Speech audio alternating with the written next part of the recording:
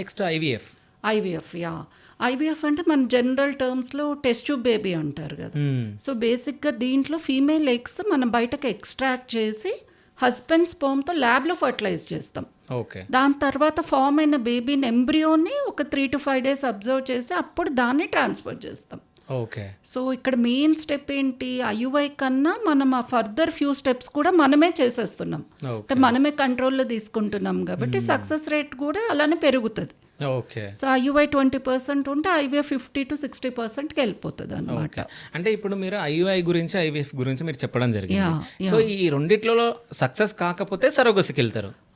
అంటే సరోగసి అనేది ఐవీఎఫ్ కూడా ఫెయిల్ అయిన వాళ్ళు వెళ్తారు. ఓకే. బట్ అది ఎగ్స్ వలన అయ్యిందా, ఎంబ్రియో వలన అయ్యిందా, ఆర్ యూట్రస్ ప్రాబ్లమా, ఓకే, వీటి బట్టి సజెస్ట్ చేస్తాము. సో ఐవీఎఫ్ ఫెయిల్ అయిన ప్రతి ఒక్కరూ సరగసికి వెళ్ళాల్సిన అవసరం లేదు.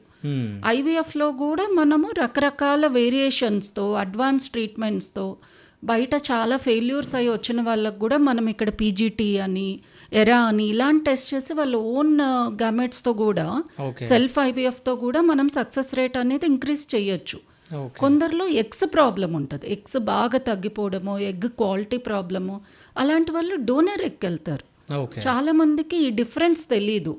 సో ఎగ్స్ అంతా మొత్తంగా తగ్గిపోయి అండ్ ఎగ్ క్వాలిటీ బాగాలేదని ముందు చెప్పిన వాళ్ళు కూడా వచ్చి మేడం మేము సరోగసీకి వెళ్తాము అంటారు. అంటే మెయిన్ ప్రాబ్లం ఎగ్లో ఉంటే మీరు యూట్రస్ వేరే వాళ్ళది తీసుకోవడం ద్వారా రిజల్ట్ ఎలా వస్తుంది? సో వాళ్ళకి ఆ డిఫరెన్స్ ఎక్స్ప్లెయిన్ చేసినప్పుడు అలాంటప్పుడు డోనర్ ఎగ్స్కి వెళ్తే వాళ్ళకి వాళ్ళ ఓన్ యూట్రస్లోనే బేబీని మోసి కన్సీవ్ అయ్యి హ్యాపీగా డెలివరీలు అవుతాయి.